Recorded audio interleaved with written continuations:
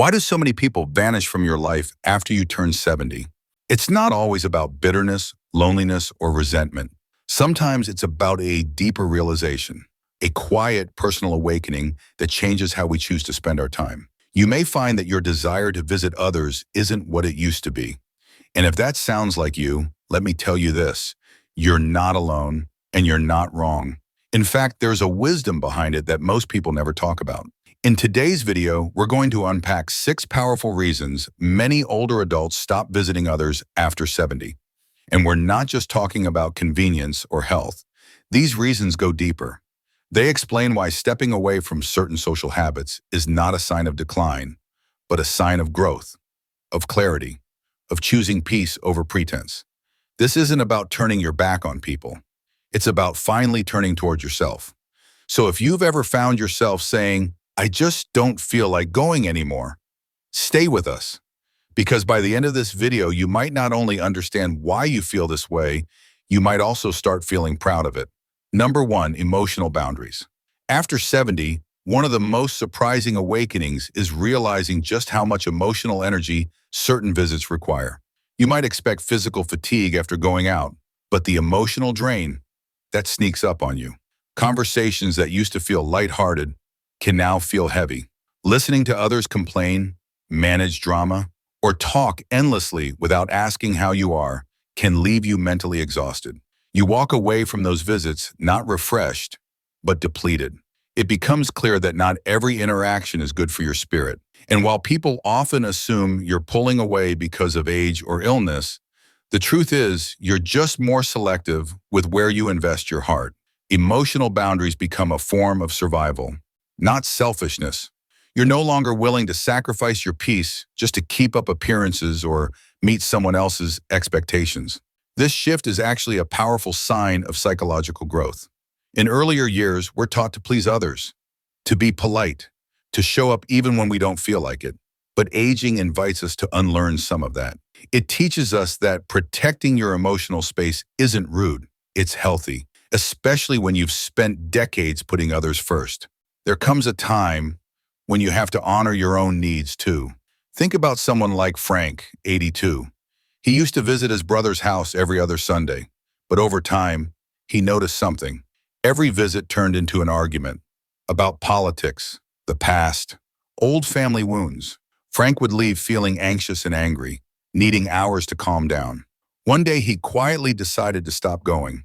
His brother didn't understand, but Frank did.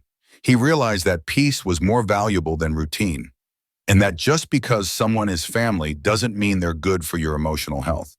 Setting emotional boundaries also includes knowing when a visit is no longer mutual. There's a difference between being wanted and being expected. You might feel it when someone seems distracted during your time together or checks their phone instead of truly listening. That feeling of being tolerated rather than cherished becomes impossible to ignore with age. So instead of chasing one-sided relationships, you start preserving your time for people who uplift you. This isn't about cutting people off or harboring resentment. It's about honoring your emotional well-being in the same way you would honor a sore back or aching feet. You wouldn't walk 5 miles on a twisted ankle. So why walk into conversations that twist your heart?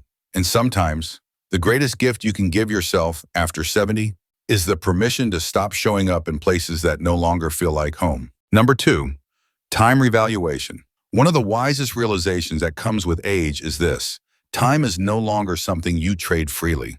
In your younger years, you may have spent entire afternoons at family gatherings or hours chatting with neighbors out of politeness, thinking there was always more time to spare.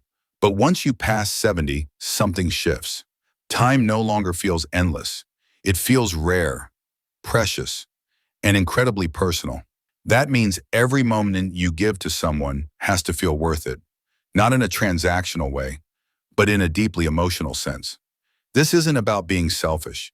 It's about honoring what your time truly means to you. Now, every hour spent with others is 1 hour not spent on your own healing, resting, or exploring what still brings you joy. At this age, you understand more than ever that there are only so many mornings left to sip your coffee in peace, only so many walks to take in the sun, only so many books you'll read, or songs you'll hum quietly to yourself. That's not depressing. That's empowering. This is why many seniors gradually stop visiting certain people, not out of resentment, but because they've redefined what their time is for. It's for the things that replenish them, not the things that drain them. It's for deep, meaningful connections, not small talk that goes in circles. It's for their own dreams, no matter how small or simple, rather than constantly adjusting to fit into someone else's plans. Take someone like Evelyn, 76. For decades, she drove 3 hours every month to visit her cousin. They'd chat, eat, watch the same television shows, and then she'd drive back. But after a while, Evelyn began to notice that those visits no longer gave her the joy they once did. They weren't bad, but they weren't fulfilling either. And 3 hours each way started to feel like a hefty price. One day she said, "I'd rather spend that time at the lake with my sketch pad." And so she did.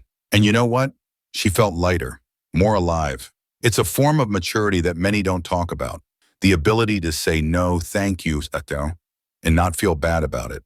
You're not being rude. You're being fine with what you have left. You're curating your life like an art piece, choosing the colors and moments that feel right, discarding the ones that don't serve your peace anymore. If you're still watching this video and finding these insights valuable, please comment number 2 below to let me know you're here. And if you haven't subscribed yet, I recommend you subscribe and turn on the bell so you don't miss any videos. Your support helps us continue creating good content to inform and inspire you. Now, let's move forward. Number 3, emotional drain. One of the biggest reasons older adults stop visiting people after 70 is because the emotional cost simply becomes too high. It's not about being antisocial. It's about being emotionally honest. When you were younger, you might have tolerated small talk, gossip, or even the subtle power games some people play. But now your tolerance for emotional clutter has worn thin. And that's not a flaw. That's emotional maturity. At this stage in life, many seniors start noticing how drained they feel after certain visits. It's not that anything dramatic happens during these encounters. In fact, it's often the opposite. It's the emptiness of the interaction. That's most exhausting. You listen to people talk about things that don't matter to you anymore. You nod at conversations that feel repetitive, shallow, or disconnected from who you have become. And when you leave, you don't feel uplifted. You feel depleted. This kind of emotional fatigue is often misunderstood. Others might say you're becoming distant or losing your spark. But the truth is, you've just outgrown the need to perform for others. You no longer feel the need to explain yourself or justify your silence. You've spent decades showing up, smiling politely, doing what's expected. And now finally, you're choosing to prioritize your inner peace. Psychologically, this shift is part of something called emotional selectivity theory. As people age, they become more selective about who they spend time with, focusing on relationships that are emotionally meaningful. That means cutting out interactions that feel obligatory, transactional, or emotionally empty. You begin valuing depth over frequency, and you realize that solitude is often more nourishing than forced connection. Take someone like Walter, 74 years old. He used to visit his extended family every weekend, even when the gatherings left him feeling invisible. No one really asked how he was doing. No one really listened. They were too busy talking over one another or showing off their latest gadgets or vacations. One day, Walter simply stopped going, not out of spite, but out of self-respect. He now spends that time gardening, reading, or walking with a close friend who genuinely sees him. And he's never felt more emotionally grounded. If you've ever felt drained after visiting someone, and not just tired but emotionally stripped, it's your inner wisdom telling you something. It's saying you don't have to keep giving pieces of yourself to people who don't value them. And once you hear that message, you can't unhear it. You realize that choosing emotional peace over social performance isn't selfish. It's survival. It's the kind of wisdom that only comes with age. Number 4, physical energy. Something no one warns you about after 70 is how every outing, no matter how simple, starts to feel like a full-day mission. Even a short visit to someone's house can take more out of you than expected. You may begin with good intentions. Get dressed, grab a little gift or dessert, head out the door. But by the time you return home, it feels like you've climbed a mountain. And this shift in stamina isn't weakness. It's simply the body's natural way of asking for more respect. After 70, your energy becomes a limited, precious resource. You begin to see it not just in how much you can do in a day, but in how long it takes to recover afterward. A 2-hour visit might cost you the rest of the day or the next. And when people don't see that cost, they often misjudge your absence. They might say, "You never come around anymore," but they don't see what it takes for you to come around at all. Behind each decision not to go is a quiet weighing of what your body can handle versus what it can't. There's also a growing awareness of how little time and energy you want to spend in discomfort, sitting on hard chairs, smiling through long conversations, eating food that doesn't agree with your body, navigating stairs or driveways with shaky knees. These things didn't matter much when you were 40 or 50, but they matter a lot now. And rather than push yourself through them just to make others feel good, you start choosing rest over effort, comfort over obligation. From a psychological standpoint, this is part of what's known as embodied wisdom, the idea that the body carries its own kind of intelligence. It knows when enough is enough. It signals that your energy has value and must be protected, not spent on things that bring no joy or nourishment. And for many older adults, honoring that wisdom becomes a new form of self-respect. Take Margaret, age 78. She used to attend weekly coffee get-togethers with a group of old friends. But lately, just the act of driving there, parking, walking across the lot, and sitting on a wobbly bench would leave her sore for hours. When she finally decided to stop going, her friends were surprised. One even said, "But we miss you." And Margaret gently replied, "I miss me too, especially when I overdo it." The truth is, saying no to a visit doesn't mean you've stopped caring. It means you've started listening to what your body needs, listening to the quiet exhaustion that builds up after too much social energy is spent. You're no longer running on the same fuel you used to, and pretending otherwise only leads to burnout. Choosing fewer outings, shorter visits, or simply staying home is not laziness. It's wisdom in motion. If you're still watching this video and finding these insights valuable, please comment number 4 below to let me know you're here. And if you haven't subscribed yet, I recommend you subscribe and turn on the bell so you don't miss any videos. Your support helps us continue creating good content to inform and inspire you. Now, let's move forward. Number 5, emotional economy. Something powerful happens when you reach a certain age. You start to understand the value of your emotional energy.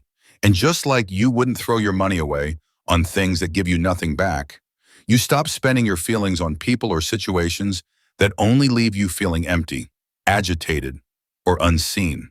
That's what we call emotional economy. And it's one of the most liberating truths no one tells you about growing older. For decades, you may have tolerated certain behaviors, forgiven too quickly, tried to keep the peace at your own expense. You might have smiled through hurtful comments, bit your tongue to avoid arguments, or showed up to family functions even when you were exhausted or disrespected. Because you believed it was your role to be agreeable, to keep relationships going, to avoid tension. But by the time you're past 70, that mask starts to slip, and for good reason. You realize that your emotional battery isn't as quick to recharge anymore.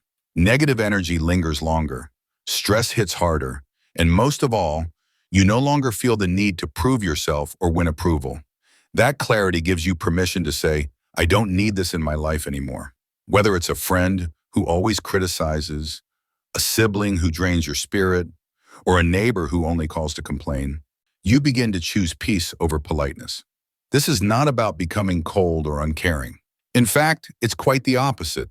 You begin to invest deeper in the people who bring warmth, encouragement, and mutual respect. You stop chasing those who don't call back. You stop explaining yourself to people who never understood you in the first place. You begin to treat your emotional world like a garden. You weed out the toxicity so the joy can grow. Take George, for instance. He's 82 and used to call his son every Sunday, even though the conversations always ended in tension.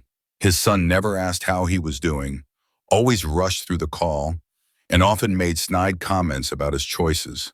After a while, George said, "This isn't love, this is duty." So he stopped calling, not to punish, but to protect himself. And slowly he noticed he felt more at peace. He began putting that same energy into a neighbor he bonded with over crossword puzzles and jazz music. That's what emotional economy looks like. At this stage of life, you start to realize that you have a right, no, a responsibility, to protect your emotional well-being. You've earned the right to guard your peace without apology. You no longer have to attend every argument you're invited to. You don't need to chase love or convince anyone of your worth. You know who you are, what you offer, and what you will no longer tolerate. This is a kind of emotional wisdom that younger people often can't fully grasp yet, but it becomes crystal clear after 70. You stop giving energy to people who only bring chaos. And in that stillness, in that quiet distance, you rediscover parts of yourself that were buried under years of emotional obligation. You finally feel what it's like to breathe freely, with no guilt, no drama, no noise. And that's not selfish, that's survival. Number 6, self-respect awakening. There comes a point in your later years where you stop asking for permission to value yourself. And when that moment arrives, something shifts inside you. The need to be liked fades. The fear of disappointing others dissolves. And instead, a deeper instinct takes over. The instinct to protect your dignity. That's what I call the self-respect awakening. It doesn't come with fireworks. It comes quietly, usually after one too many times of being overlooked, dismissed, or misunderstood. But once it arrives, it changes how you show up in the world forever. When you're younger, it's easy to confuse kindness with compliance. You go out of your way to help, to please, to smooth things over. You shrink your needs so others feel bigger. You downplay your successes so others don't feel small. You say yes when you really want to say no, because the cost of disappointing others seems too high. But after 70, the cost of betraying yourself starts to feel even higher. That's when you begin choosing differently. You decline invitations that feel like obligations. You stop entertaining people who treat you like a backup plan. You walk away from conversations that drain your spirit. You stop lowering your standards just to feel included, because deep down you realize something simple and powerful. Peace is more important than popularity. There's a quiet power that older people carry. You can see it in the way they walk, talk, and hold eye contact. It's not arrogance. It's earned self-respect. It's the result of decades of being underestimated, misunderstood, and told to settle down. It's the inner knowing that says, I've lived long enough to know what I deserve. And with that knowledge, you begin to create boundaries, not out of anger, but out of self-love.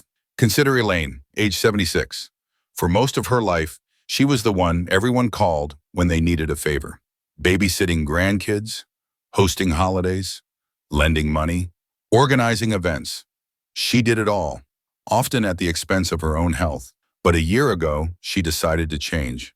She politely declined the next big family event and instead took a quiet weekend at the lake by herself. Her daughter was shocked. But Mom, everyone's counting on you. And Elaine gently replied, for once, I'm counting on me. That decision didn't just change one weekend. It changed her entire dynamic with her family. They learned to respect her space, and she learned to honor her needs. This self-respect awakening is not about shutting people out. It's about showing people how to treat you by how you treat yourself. When you stop begging for scraps of attention, people either rise to meet you or fall away. And either way, you win, because you're no longer depending on others to give you worth. You're standing in it. If you're still watching this video and finding these insights valuable, please comment number 6 below to let me know you are here. And if you haven't subscribed yet, I recommend you subscribe and turn on the bell so you don't miss any videos. Your support helps us continue creating good content to inform and inspire you. Now, let's move forward. If you've reached the age of 70 and found yourself pulling back from social visits, choosing solitude over small talk, or even wondering why your circle seems smaller now, I want you to know something very important. You're not broken. You're not giving up. What you're doing, often without even realizing it, is stepping into a wiser, more authentic version of yourself. Violent, for all its challenges, is also one of the most clarifying experiences we go through. It strips away the fluff, the noise, the shoulds and have to. It helps you see with sharper eyes and feel with a softer heart. It reveals what truly matters and what never did. And part of that revelation is this: not every relationship is meant to last forever, Not every invitation is meant to be accepted, and not every version of yourself is meant to stay the same. You are evolving, and that evolution sometimes means walking away from people, places, or routines that no longer serve your peace. It means protecting your energy like it's sacred, because it is. It means choosing depth over drama, honesty over harmony, and truth over tradition. And while that may seem lonely at times, it's actually where your truest self begins to shine. So if you've stopped visiting people as often, don't let guilt whisper that you're being selfish. You're being selective. If you find yourself enjoying quiet mornings instead of noisy gatherings, that doesn't make you distant. It means you're listening to the rhythm of your own soul. And if others don't understand, that's okay. Not everyone is meant to walk with you into your wisest season. You've earned this peace. You've earned the right to prioritize yourself. And you've earned the wisdom to know that stepping back isn't the same as giving up. It's growing up, gracefully. Thank you for joining us today. We'd love to hear from you. Leave a comment below and share one thing you learned today and how you plan to use it in your life. Your thoughts are important to us, so don't hesitate to share them. Reading your comments gives us great motivation and encouragement. If you enjoyed this video and found it helpful, please like, subscribe, and share. Your support helps us continue creating good content to inform and inspire you. Thanks for watching, and we look forward to seeing you in the next video.